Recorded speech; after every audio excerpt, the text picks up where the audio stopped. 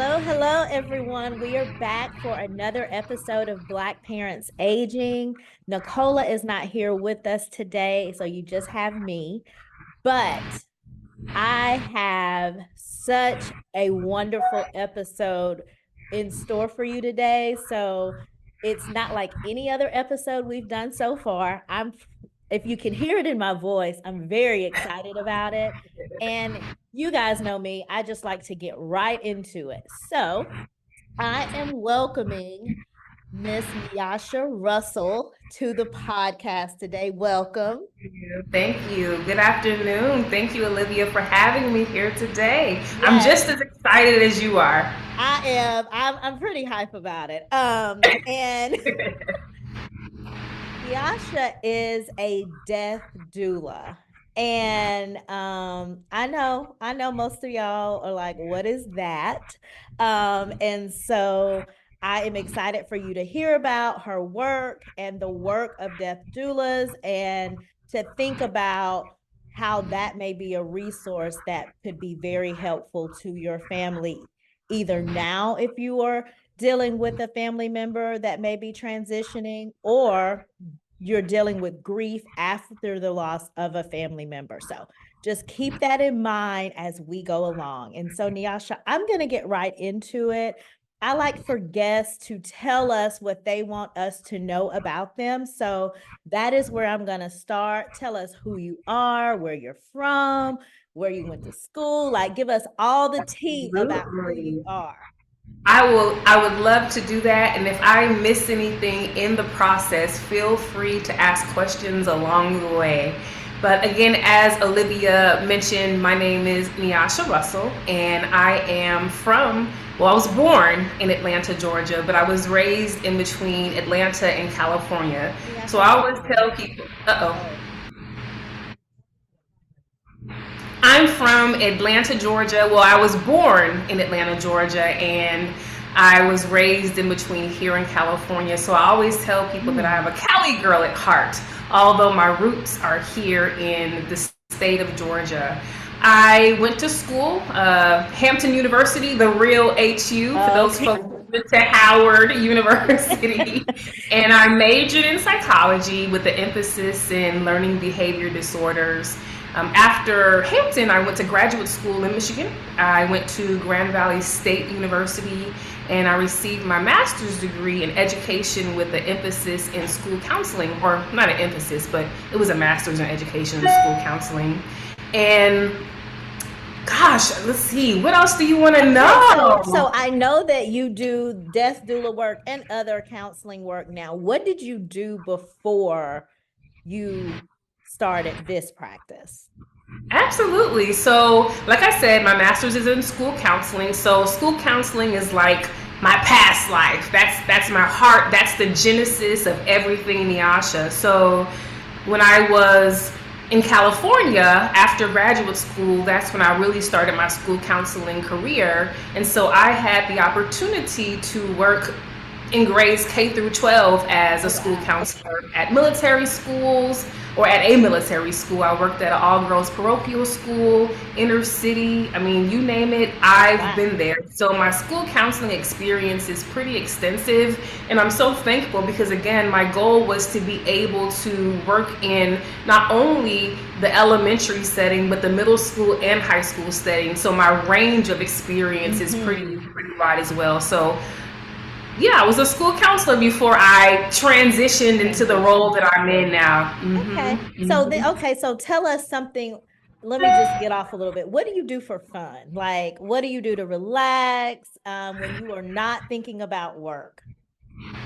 What do I do to relax? I love to read. I Okay. love to hike. I'm an outdoors girl, so fishing, hiking, anything that's going to have me out in nature is my jam. I love football. I'm an Arizona Cardinals fan. Oh, I know, but okay. I'm a diehard fan. I've been since 2007, and I enjoy playing poker. People are always surprised when I mention That's that, but yeah, that's yes, a different one. Okay. that is, I love it. I love the game. I love the psychology behind it, the skill that's required, the math. which isn't my necessarily my strong point, but Yeah. the psychology and the skill and all of that. The math I'm getting better at in terms of all the things, but yeah, I'm pretty well rounded. I love music. I love salsa dancing. I love to travel, so I love Sound like plants. a good time. Like you sound, I love to hike as well. I'm a member of a Hmm. book club. We're gonna have to go on a hike together, or none of my friends like the outdoors, so I'm literally the odd woman out. So Really? I I may, would love it. yes, we Let may me have tell to you though. go Let do me it. tell you. If we go on a hike though, like I yeah, like we gotta go on a hike. Like we're Oh doing some Lord. miles. Oh Lord. Okay, let we maybe. Let me let me retract that. Okay, so let's get into a little bit. How did you first learn about, well, let me back up and let me ask you, what is your definition of a death doula? So in simple terms, just to make it easy, a death doula is really a person that supports individuals or families at the end of life. And they can support in different ways, but usually it's an emotional support, mental support, spiritual support. We don't really lean into the physical aspect of care as a doula, but it's really about that emotional, mental, and spiritual support at the end of life. What I will say though is every doula is different, and our work and how we navigate the doula space again is different. So for me, I just don't work with individuals that are nearing the end of life. I might work with an individual who's 35 and who's interested in doing some end of life planning, or who is interested in doing some legacy work. So again, every doula is different, but I Yes. think the broad definition again is a person that supports families and individuals at the end of life, mentally, emotionally, and spiritually, as a supportive presence, someone that can allow that person to die with dignity, to die in the way they want to, and to really make sure that the family understands what's happening during that process, and again, before and after. But every doula is different, but that's the broad definition. I think that's the most understandable one. So a lot of what you say as far as legacy planning and planning as a estate planning firm and an attorney, I totally understand that. But I have to tell you, I heard of death doula, like the first time I may have heard of this is like this year. So is this Okay. like a new area? Is this like an emerging profession, or have I just kind of somehow missed that this was a thing? That's a great question. Actually, well, we're all familiar with the term birth doula, and birth Yes. doulas have been Yes. around forever. Mm-hmm. So, how I describe it is birth doulas help usher in life, death doulas help usher out life. And birth doulas have been around forever, and Yes. so have death doulas.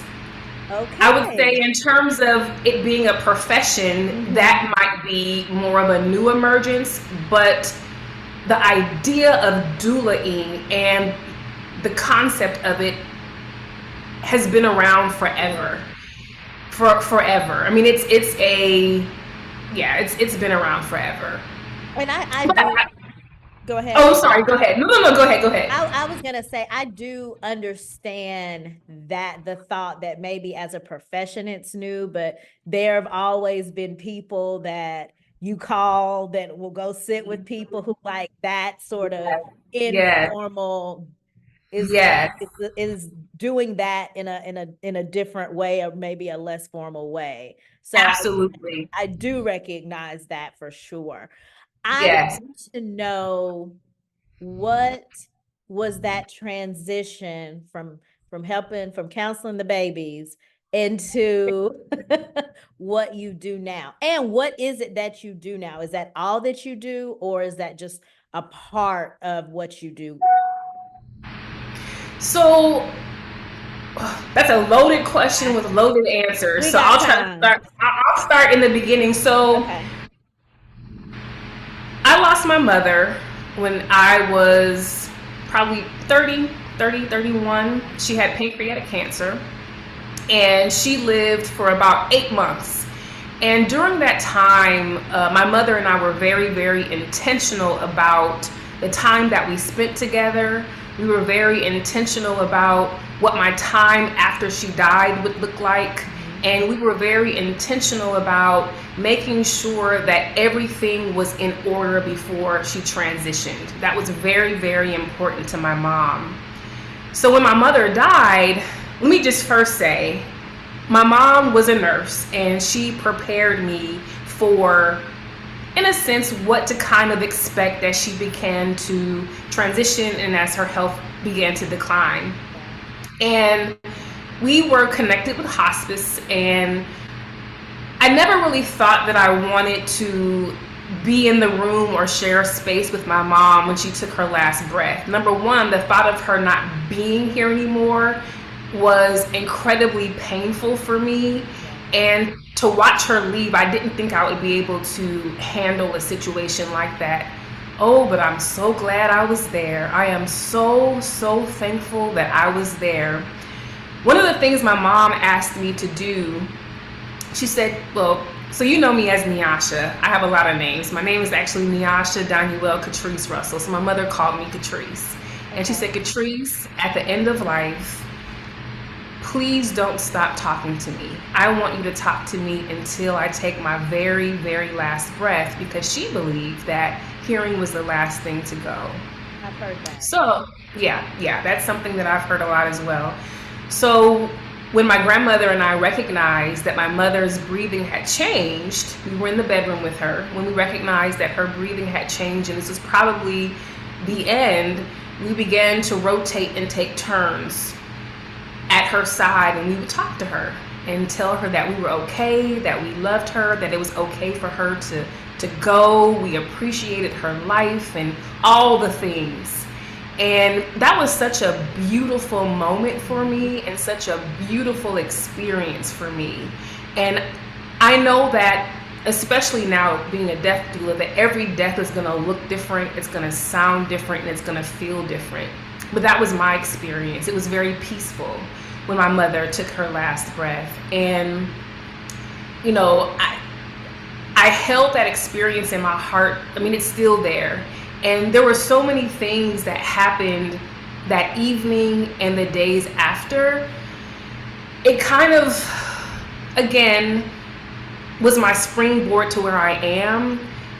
In two ways. One, it was the springboard for Harriet's Daughters. So I think you and I have talked about this. I'm the founder and executive director of an organization here in Atlanta called Harriet's Daughters. And our mission is to support girls who've lost their mother to cancer or whose mother has an end-stage cancer diagnosis. And so my experience with my mom was the genesis of the nonprofit organization. And then later, through working with Harriet's Daughters and just spending time in the bereavement space, the grief space, I then, this desire to help people and families transition kind of emerged. Mm-hmm. It was always there, but it started to kind of knock a little louder. And what I began to think and realize was I don't feel that people should die alone. I don't think anyone should die alone. And so after Harriet's Daughters had landed and a couple years had passed, I started doing some research. And there was an organization in New York that houses volunteers that want to work with the dying. They literally sit with those individuals who are dying that don't have family, that don't have friends, as a supportive presence.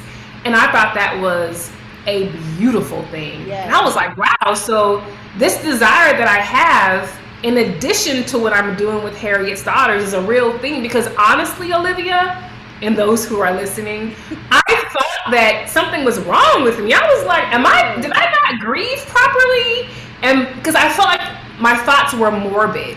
Mm-hmm. I mean, telling people that I want to help people die, or I want to sit with people who are dying, or I want to be a supportive presence during that process, for most people that is taboo. Yes. And for most people that is a morbid thing. And yes. To be honest, when I had some conversations with some folks in my tribe, they were like, okay, They were supportive, but it was like, okay. So I really buried the thought and the desire. I didn't really share it with too many people.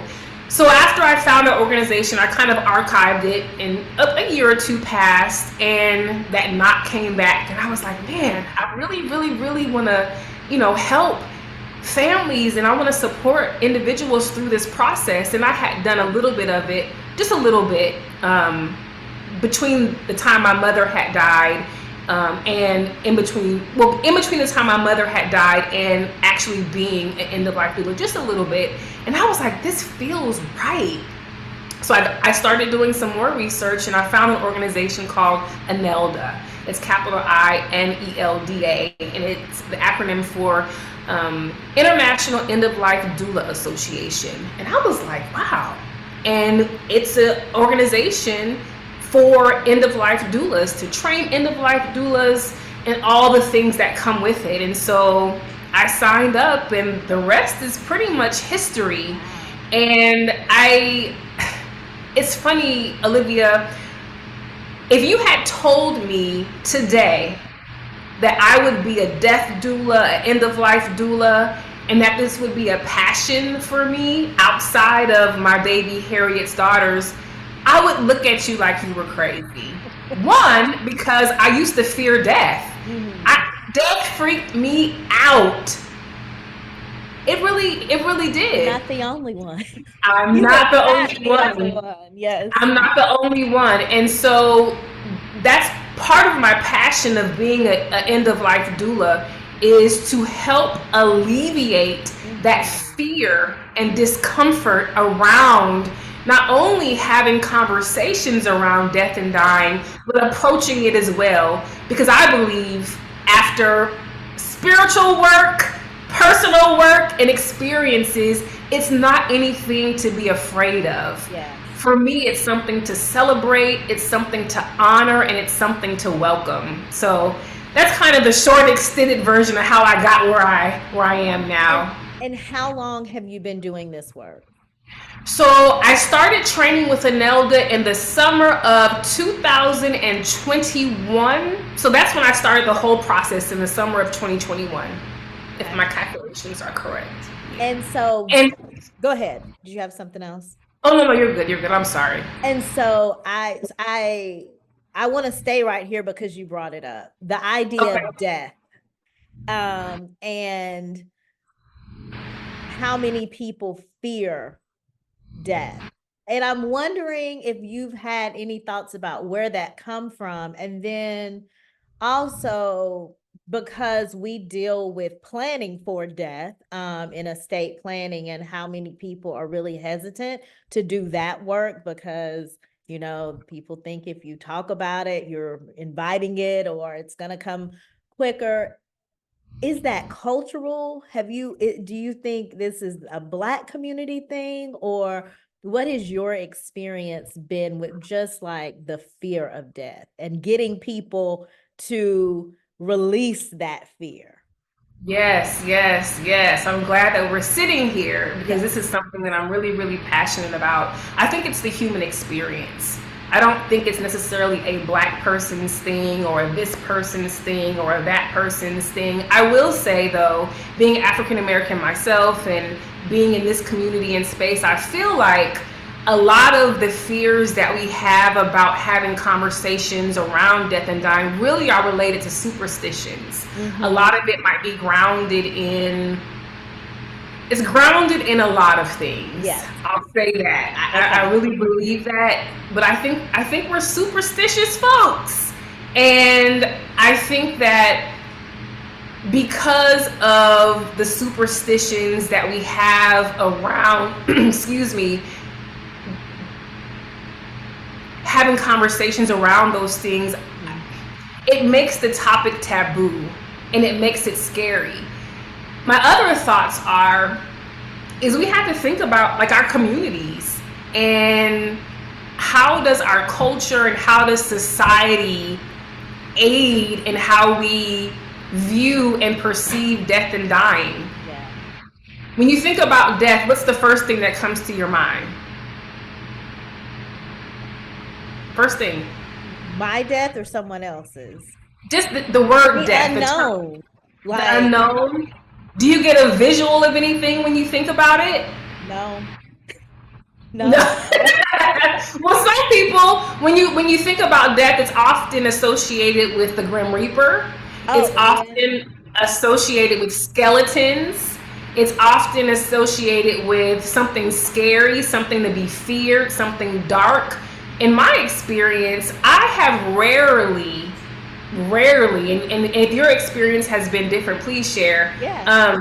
Seeing death associated with anything pleasant outside of religious associations, maybe at a funeral or in a service, at a sermon. Yeah. We're taught to, in that regard, but outside of that, people don't want to sit around and talk about death and dying. It's just not conversations they want to have. So in terms of where the fear comes from, I think that I remember I was having a conversation with a couple of people, and someone had shared that when they were younger, they were at a funeral, and at the funeral, they went to the burial site as a kid, and when the body was lowered into the ground, that process freaked them out, and it scared them because they didn't understand what was happening.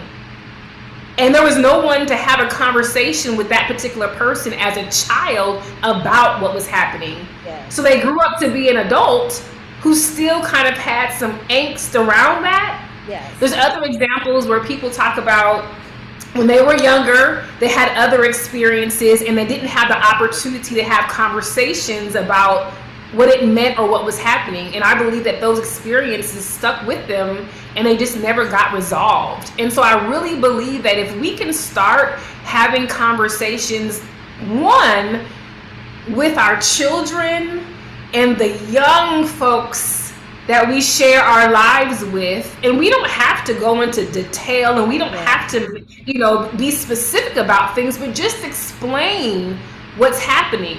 And then I think the second thing that we need to do is really sit down and have conversations with ourselves and really That sit and part. just Yes. and think about, how do I feel about my own mortality? No, I absolutely agree. The first thing that comes to mind with death is the unknown for me, and I know a lot of people fear what, like, when you don't know something what's going to happen next. There is this Mhm. anxiety that is surrounded with that, and it's so funny that you bring up church because you hear like to be absent in the body is to be present with the Lord. Present with the And Lord. and you hear about how that is what we are all working towards. But don't nobody want to die. And so there Yeah. is still, even like in spiritual spaces, there is that disconnect between what we read and what we say, but like how we feel about that like in practice. I still think Right. there is a disconnect there.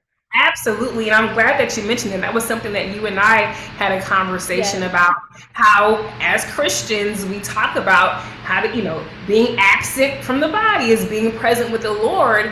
But then you have people having conversations about things that, again, that are disconnected from that particular belief. And to be honest with you, that really bothers me, and it bothered me, and it still does, because it's Yeah. like, well, that doesn't make sense. And so I think that the first step is really having conversations. We have to open the door to having conversations about loss, having conversations about grief, having conversations about our mortality.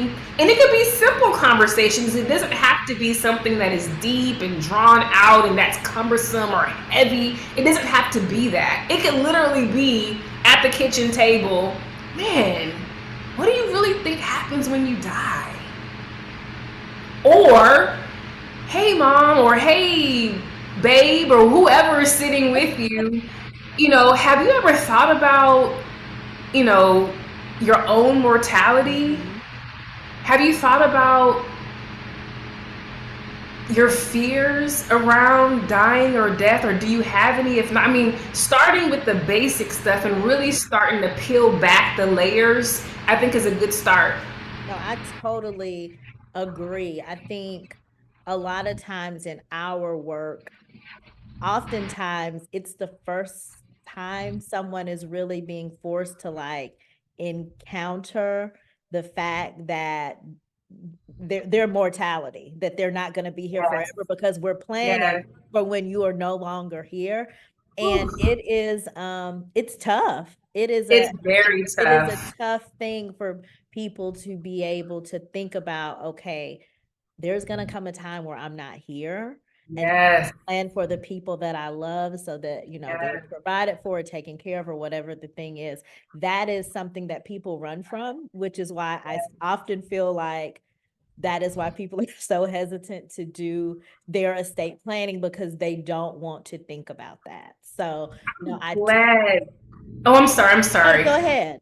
There's a little bit of a slight delay, so I apologize. I'm not trying No, to. no, no. You're fine. But I'm glad that you mentioned that because Olivia, you're gonna laugh. I did some estate planning myself when I Okay. was 35, and my mentor had been encouraging me to move forward with this, and because at the time I also was kind of, I don't really want to have that. I don't really want to think about that. I finally had the opportunity to meet with an estate planning attorney, Okay. and I was scared the entire time. This Mm-hmm. was back when, because all I kept thinking about was again the superstition of, oh my gosh, if I do this, I'm gonna die within 2 months. I just knew I was gonna die. I knew that I was gonna die Yes. 2 months because that's how it goes. Yes. Yes. And then my estate planning, my attorney, she was like, Neiasha, I'm doing a thing where, you can leave a video message to your loved ones in the event that something happens to you, and it'll be attached to all your stuff. And I was like, absolutely not. I was not interested in doing it.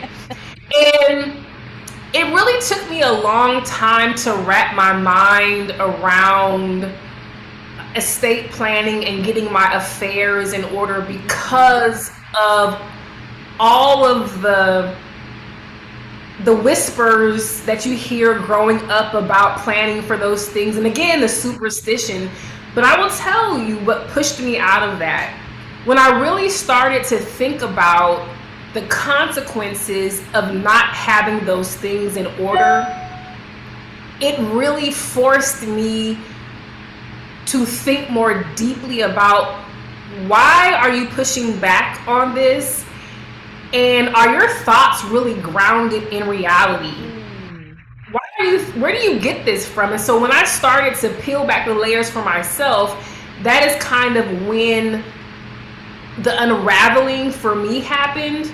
It was a combination of my mom's death, Harriet's daughters, a few people that I had spent time with at the end of their life, and my own estate planning that kind of did the unraveling for me. So it took some work and it took some time, but I just believe there's so many consequences to not having your affairs in order. And at the end of the day, we don't even know if my fear is grounded in truth, because to be honest, even if I didn't do any estate planning, I still might die. We're all gonna die.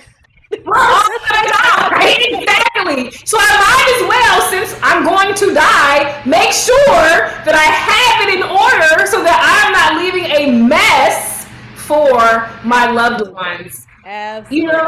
And that's kind of what got me kind of like, okay, you got to do this. And everyone, and Olivia, I'm still here. And that was almost over. You made it those 2 months. Yes. You made it past those 2 months, which I is made it past amazing. the 2 months. That's funny. No, I think your worries mirror a lot of people's worries when they They step do. off and start trying definitely to plan for their legacy, and for to make sure their families and their loved ones are protected after they're no longer here. You Yes. previously said that death doulas focus on different things, their approaches are different. So, can you just tell us a little bit about what your niche is, and what is your focus and kind of how you approach that work? Absolutely. So for me, I am open to connecting and working with anyone. Let me just be clear about that. But because I have certain experiences, there are situations that I lean a little more towards. So, for example, because I had a mother that died of cancer, I definitely feel comfortable, again, working with anyone, but especially individuals that have a cancer diagnosis, because I know deeply what that journey is like, even though everybody's journey is going to be different. Number two, I was my mother's only child. So when she transitioned, it was me that had to close the chapters of her life. And so I understand what it's like to have a parent and to make sure that all of their stuff is in order, and that, you are responsible for making sure that you handle all of their business on top of grieving their loss. That's a lot. So I definitely have a heart towards only children who are caring for an ailing parent. And then, because I'm a school counselor, my gift has always been working with youth. And I'm a certified grief counselor and child and adolescent grief counselor. So working with children through some of their concerns, their worries, and their fears. So families that have kids is something that I also lean towards as well. But again, I work with all families, and I'm open to working with all families. In terms of any other passions or specialties, I would say I really, really enjoy working with individuals who are interested in a legacy project. So again, as a death doula, we don't only work with individuals who might be nearing the end of life. Some death doulas work with individuals who just want to prepare for the end of life, not in the legal way, but more in the other ways. So working on legacy projects, you might want to start writing letters to your loved ones, just to share your wisdom, your insights, your perspectives, your knowledge, or it could be something more unique or more different. Again, I leave that up to the person and what their interests are. I also, something interesting that I've done as well. So again, conversation is really, really important to me, and I think that we don't have them enough, especially when we're talking about death, dying, and grief. And I feel like if we would talk more about these things, and even though they're scary, I think that we would grow and heal in a lot of ways. And so one of the things that I've done is I've worked with families in a capacity of family meetings. So if a person is either nearing the end of life or is just trying to prepare in general, I will have meetings with that person and a family member to talk about what their fears and concerns are related to that person's life, related to what life may look like without them being there. And this is not a therapy session, because I'm not a therapist. I am a certified grief counselor, like I said, and a child and adolescent counselor, but it's not a therapy session. It's more of an exploratory conversation amongst family members that I facilitate, essentially. And in the event that a family might have some concerns that I can't quite navigate through, then referral is more than likely what'll happen next, and I always lead with that when I'm meeting with a family. The other unique thing that doulas can do, which I think is beautiful, is creating sacred space. And so a lot of times, if an individual has the opportunity to die at home, which a lot of people want to do, you can create a space, right? You can create a space to make them comfortable. So that could be, they might want incense burning. They may want to have certain pictures around their bed. They may want to have certain music playing. They may want only one person visiting. They may want, whatever the case may be, but creating a space where a person can transition and die in the way that they want to. I think that is such a beautiful, beautiful, beautiful thing. And it's funny because when I trained as an end of life doula, part of what also made me comfortable with the concept and the idea of death and dying, especially knowing that that is an experience we're all going to have, is I had to ground myself in that thought and that knowing and really envision what that would look like for me. It's work. Yeah. It's Yeah. work. I mean, it's work and it's profound. But once you start to really allow yourself to feel the fear and acknowledge it, and again work through it, it kind of makes the idea and the thoughts around death and dying a lot easier. But the first step is really having conversations about it. But in essence, that's what I do. I do a lot. I do a lot. So it just depends on what the family is Looking seeking. for. So there's a lot I want to talk about. So okay, so for the person that is maybe transitioning, Mm-hmm. are there kind of themes or um questions or fears that you may see commonly with that person as you kind of help them prepare um to welcome death instead of try to, run from it? Right. I think in general, a lot of people are not familiar with the dying process. And so when you're not in a hospital, or if you are, but especially when you're at home Mm-hmm. and a person is starting their transition, their breathing may change. And for some people that are not familiar with that process, it can be really, really scary and it can be uncomfortable. So, as a doula, one of the things that we can help with is, again, being a calm presence for the family and making sure they understand what's happening.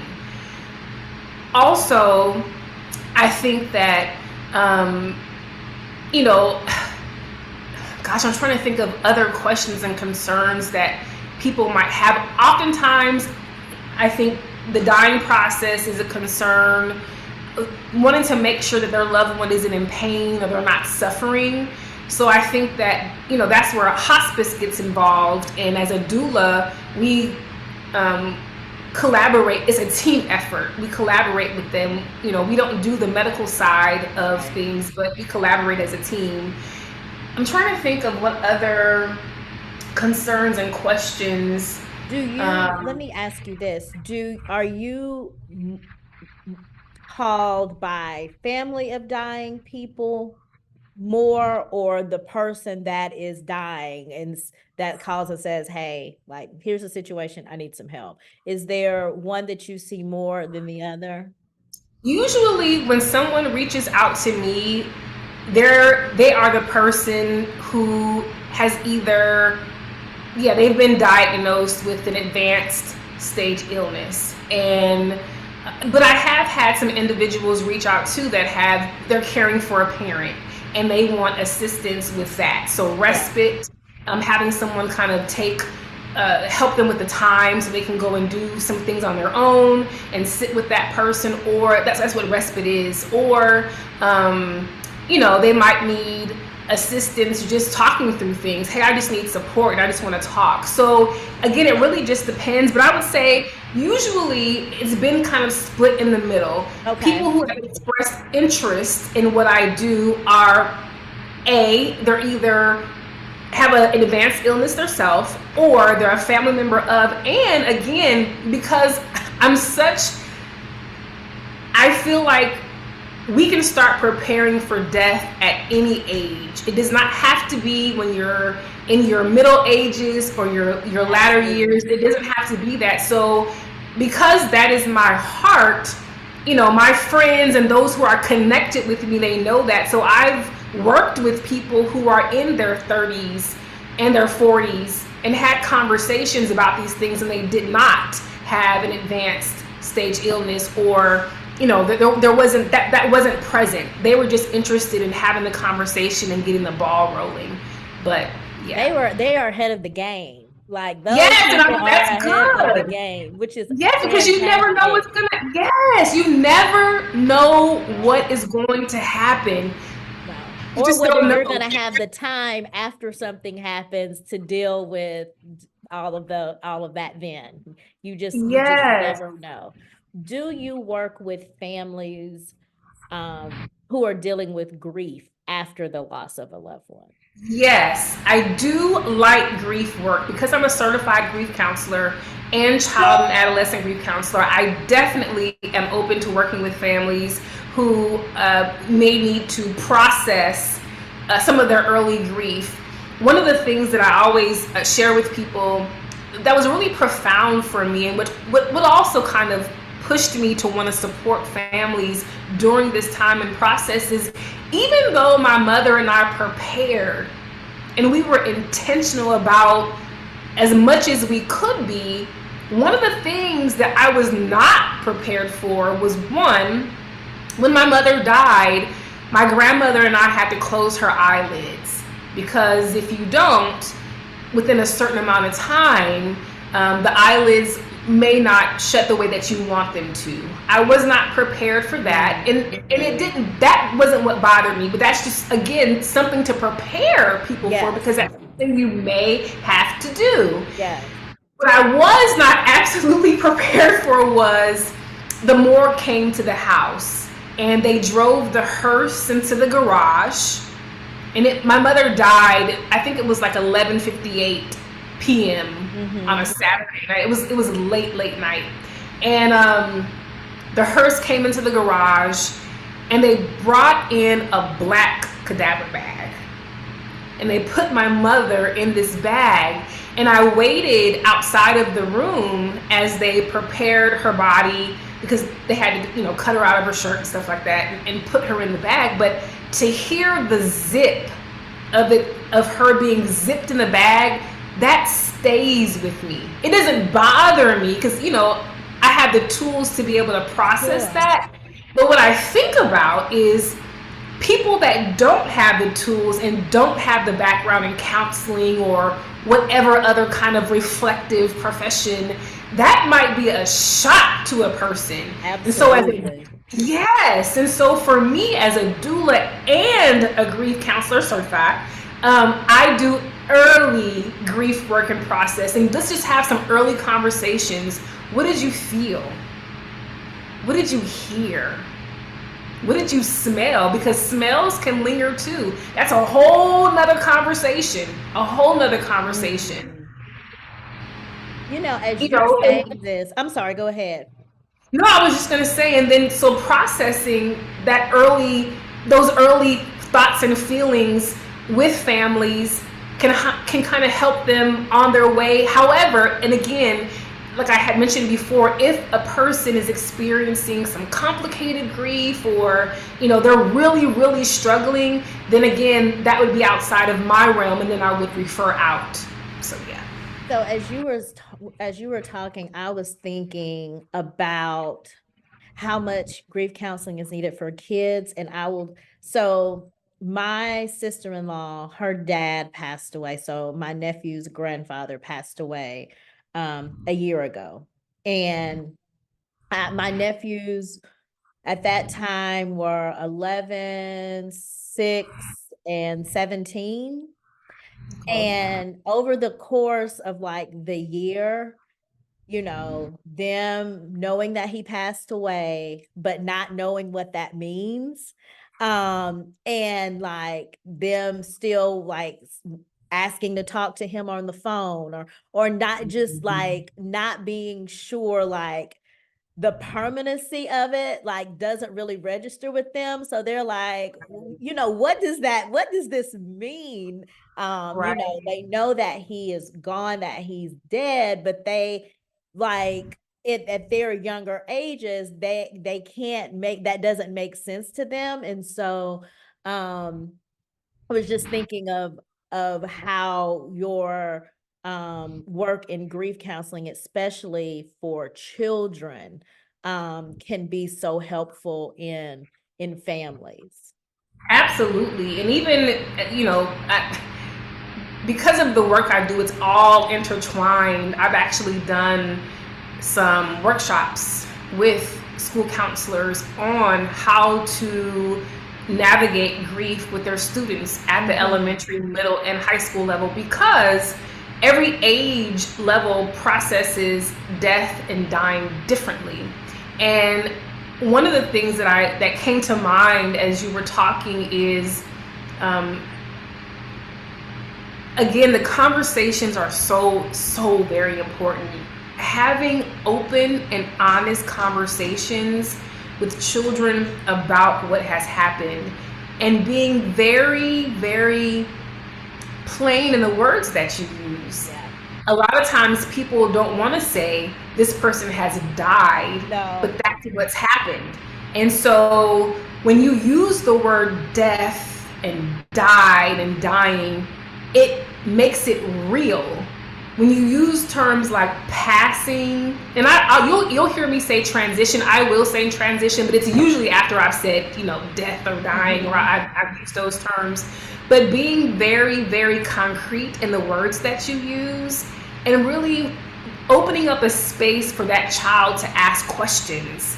And you'll be surprised at some of the questions that Yeah. they may have, or how there might be a misunderstanding or disconnect. And in those situations, those are opportunities to be able to circle back around and explain Yes. exactly what's happened, so they don't grow up with these question marks in their minds or these fears. Um, and so I'm glad that you mentioned that. I really think having conversations with children about death when it happens is so incredibly important. And not only that, depending on the age of the child and the circumstances around the death and the relationship they had with the person that's died, you may even want to include them Mm. not only in the process, but in any type of service that may happen after the person has died. A lot of times, children, they want to be involved, and children are very aware. They are very observant. They know what's going on. They may not be able to articulate it. Mhm. They may not be able to understand the way that we might process something as an adult, but they are aware. And so just kind of removing that veil and having a conversation with them is so beneficial. So if anybody is listening, I definitely recommend, suggest, having those conversations. And again, every circumstance is different, so you have to Sure. kind of do a judgment call on how much you want to share and those type of things. But I think that conversations are absolutely important. No, and I think oftentimes we try to shield kids and protect them, but then they make up their own stories about what's going They on. I'll never do. forget, I used to be an attorney and I used to represent kids that were in foster care, that were in DFACS custody. And I had a little tyke that was one of my cases, and he was maybe like 4 or 5, and his dad was killed in a car wreck, and everybody was just like talking about like what they were going to do and who, and of course I was his attorney, his dad was with them. And so I just kind of wanted to see, and I don't think anyone had talked to him, so I just kind of wanted to see like where his head was, what was going on. And so I talked to him and he said, my dad is died. And I said, I know. I said, I'm so sorry that my dad died, that your dad died. Now he died in a car wreck. And he said, Mhm. yeah, the police shot my dad. And I was like, Oh no, that's not no. how that is not how he died. I said, he was in a car. But when we aren't honest and just give the facts, they Give make the up in fact. their mind Make up in whatever your they can mind. figure out as to what is going on in the situation. Yes. And Yes. I was like, he has made up a whole story, bless his Whole heart, story. that has Yes. nothing to do with why Nothing his to dad do. died. And I think Oh, a lot of that happens too. Um, yes. Yes, Okay. that happens. And something else that people may not think about, it's called magical thinking. And Mm, that is when a child, let's say, for example, a young girl in fourth grade, let's just use that age as an example, because that's typically when it will happen. She may have gotten in an argument with one of her, let's say her mom, the night before because she didn't want to eat her peas. And in her mind, she might have said, I hate you, I wish you were dead. And the next day, after she dropped her off at school, she got in a horrific car accident and she died. Sometimes, with magical thinking especially, a child might think they were the cause of the death. mhm. But you wouldn't know that because you didn't have a conversation. And not to say that even if you have a conversation, a child will reveal that. But my point, though, is that, to your point, we never know how a child is processing Yeah. a death, Yeah. how they're processing someone in their life who was dying. And the only way that we're gonna know is to have conversations with them. And it can be, again, as simple as sitting down at the table or in a chair eating some spaghetti or eating some ice cream. Hey, how do you feel about your aunt's cancer diagnosis?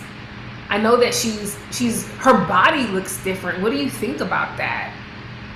And I know that you've heard us talk about, that she may not be here any longer, or time is um, not on her side, or what have you. How does that make you feel? And sometimes kids want to sit at bedside. They might want to read their loved one a story. I mean, you just never know. And so Yeah. again, having conversations with children about those things Yes. opens up the door for them to be involved, for them to start processing their grief, for you to understand where their mind is, and to really, depending on the relationship, to create connection.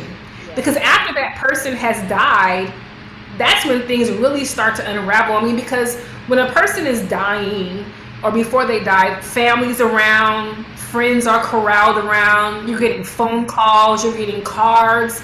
And then after the death has occurred, weeks and months pass by, and then it gets quiet. It gets very lonely. Yes. It can get very Then what? Yeah, so having those conversations early in the process is definitely helpful. I remember I was having a conversation with one of the fathers through the organization, and we've talked about this publicly, so this is not anything private. But he was just saying that when he the family didn't have a conversation initially with the kids about the mom's diagnosis, and when he finally did have the conversation with their children about it, they wanted to be involved. They wanted to be a part, and it was surprising. And so again, not making assumptions about how a child will process something or how they will deal with something. Oh, I don't think they'll be able to handle it, or I don't want to scare them. yes. Like to what you said, Olivia, we think that we're protecting a Mhm. child, and actually, in some cases, we may be doing the opposite. So Yeah. again, just allowing a little bit of ease there and openness, I think, is very, very helpful. Kids are fragile, but I mean, our childhood is the genesis of who we are as people. Yeah. Our perspectives, our beliefs, the insights that we have about things, especially death and dying, they're usually born from our childhood. What did you see growing up in regards to death and dying? What conversations did you have with your parents? What was said? What wasn't said? And those things we carry with us into our Absolutely. adolescent years, into our adult years. So Absolutely. No, I could literally talk to you about this all day, but let me as we get ready to wrap up, let me ask you, for people that might be interested in your services, talk about your practice, talk about how people can reach you, and how do people, families, whether you're transitioning or whether your loved one is transitioning, how do you know that, okay, maybe I should reach out and get some help? Like, what are some red flags that say, hey, maybe you need some help in this situation? Okay. So the first question, how do you get in contact with me? How do you reach out to me? So you can visit my website. I'm available there, instructions for tomorrow, and I'm sure Olivia will share that I information. will. And then, perfect. And then I'm also on social media, so you can find me there, instructions for tomorrow. That's the first answer to your question. And initially, you would just, you can send me an email, or you can, if it's on social media, DM me or call, and I will circle back around within a timely manner, and then we get the process started. And usually, what I'll do is an exploratory call, essentially, where I learn about your family dynamics, what's going on, what your needs are, and then we talk about what I'm able to provide, what I'm not able to provide, pricing, and all of that, and then we go from there. The second question was, what are some red flags, or when do you need a doula, or how do you know that you need one? Yes. I wouldn't say that there are red flags. What I will say though is, if you're looking for support, um, emotionally or spiritually, or you need a calming presence, we're talking specifically during the dying process. If you want a calming presence there, that would definitely be, uh, a doula would be useful for you. If you're wanting someone to create, or me to create a sacred space for you, there's a specific way that you want to die, or you want your loved one to die, and you want to honor that. That's something that I can assist with. If you are specifically looking like, you know what, Neiasha, you know what, Olivia, I really want to do some legacy work. I really want to start processing and thinking about what kind of meaning my life has had, and what kind of impact I've had. I want to process that with you, and I want to do some kind of project around that. Again, whether it's writing letters, whether it's leaving videos, pictures, whatever the case is, doing a quilt. The list is endless. I can help with that. A doula can help with that. If you are interested in you want specific ceremonies to be honored. So if you subscribe to a particular religion or spiritual practice, and you want assistance with someone, you want someone to assist you with that, that's something that a doula can assist with. And again, the early processing, if you're like, you know what, this is a lot, and I just need assistance with the day-to-day things, someone to help me organize papers, or someone to help me make phone calls, or someone that I can depend on to reach out to family and friends in the event of a death. Those things. So we can do practical things as well. It really just kind of depends on the needs of family. So emotional needs, mental and spiritual, or any type of practical needs. So respite, again, it's just me and my dad, and sometimes I need to go to the store, and I need to make sure that somebody's here with him while I'm out. Those type of things, the practical side of things. But again, I wouldn't say there's a red flag per se. I think it's more of a desire, like, hey, I really want to have a I want this death to be honored in a certain way. I want my life to be honored in a certain way. And these are some practical things I need assistance with. These are some things I want to talk about. I really want to process this whole death and dying, this whole thing that I'm getting ready to experience. Those type of things. I think it's almost like, a birth doula. You're crafting an experience. You're really connecting with them on a personal level, and journeying with them from the point they call you all the way until they don't need your services anymore. So Love I hope that. that answered your question. No, It's I kind of love all. And then after, if you have experienced the loss of a loved one and you're struggling to process, they can reach out to you for on the grief absolutely, side as absolutely, well. And so, no, I yes. think that is beautiful. The last thing I will ask before we close out is if you can tell us a little bit about Harriet's daughter, and if there are families that have experienced the loss and are eligible for, the focus of Harriet's Daughter, how would they get in touch with your organization? Absolutely. Thank you for asking. I really appreciate that. So again, Harriet was my mother. So the organization was birthed out of her death, and we support girls again who've lost their mother to cancer or whose mother has an end-stage cancer diagnosis. We work with girls in grades 4 through 12th grade in the metro Atlanta area.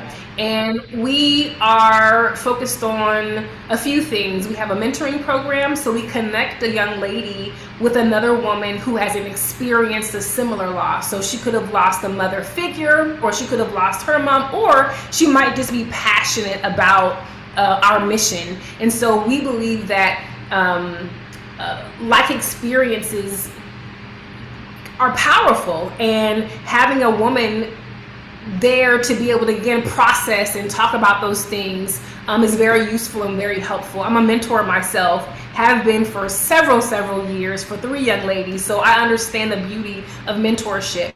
The second thing is family support. So again, if families are in need of memorializing their loved one, or grief counseling, being able to help them with those things and refer out when needed, and then enrichment programs. So the traditional enrichment programs, because in some cases, young girls, they may not have someone at home to talk to about boys when they're 15 years old, something they would talk to their mom about normally. Well, that's where Harriet's Daughters comes in, to help them talk about things like that, help them talk about educational choices and school and friendships and all the things. And then the last piece is scholar gift. So we don't call them scholarships at Harriet's Daughters. We call them scholar gifts because we believe girls should be gifted funds. They shouldn't have to compete for money when they're going to college as a result of losing their mom. And so we gift a girl who is pursuing secondary education, whatever that may look like for her, scholar gift. And so those are our 4 components of the organization. And to be eligible, again, a young lady needs to be in the 4th through 12th grade, live in the greater Atlanta area, and has lost her mother to cancer, or her mother has an end-stage cancer diagnosis. And again, you would just go to our organization's website, harrietsdaughters.org, and then there's contact information there, so you can call or you can email. We also are active on social media, and you can find us there. Did that answer your question? You did. And let me just say thank you so much for taking time out, for agreeing to be a guest on the podcast, for all of the information that you've given over the course of this hour or so. I know that I am going to get phone calls and emails about this, because as excited as I was to hear that this was even a thing, I know as our listeners start to listen, and as they are experiencing in their families their own situations, I know they're going to want to know more. And so we will definitely have your contact information so that they can contact you, and so that they have a resource and someone to kind of help them process, no matter what stage they are at, as far as end of life, if they want to do legacy, or if they are experiencing grief. So thank you so Yes. much. Yes, and thank you so much for the opportunity, Olivia. I appreciate it as well. I'm thankful to be able to have discussions like this, because a lot of people aren't familiar with what a death doula or end of life doula is. And again, or there might be some, I don't know, that sounds heebie-jeebie. Yeah. I'm not, and it's not. It's nothing like that. It's a beautiful work, and I'm thankful for the opportunity to be able to share that. Not only the death doula piece, but also Harriet's Daughters as well. So thank you for that. I really do strongly believe that there needs to be more conversations around death and dying. I hate that it's such a taboo topic again, but I was there, so I understand. And it takes some work to really be able to connect with the idea that, hey, I'm going to leave Earthside That is going to happen. So thank you for allowing me to share a little bit because I could have talked forever about all kinds of things, but I Yes. hope the information that I did share was enough to get folks thinking. No, I absolutely it was wonderful. It was great. And I too could have continued on in our conversation. But to our listeners, as always, we love to hear feedback. We love to hear what you thought of the episode, whether you would like to hear more, whether we need to have Neiasha back for a part two. And you Yes, we need a part Yes. two. You can always contact us on social media, Facebook, Instagram. We would love to hear from you. And until next time, talk to you soon.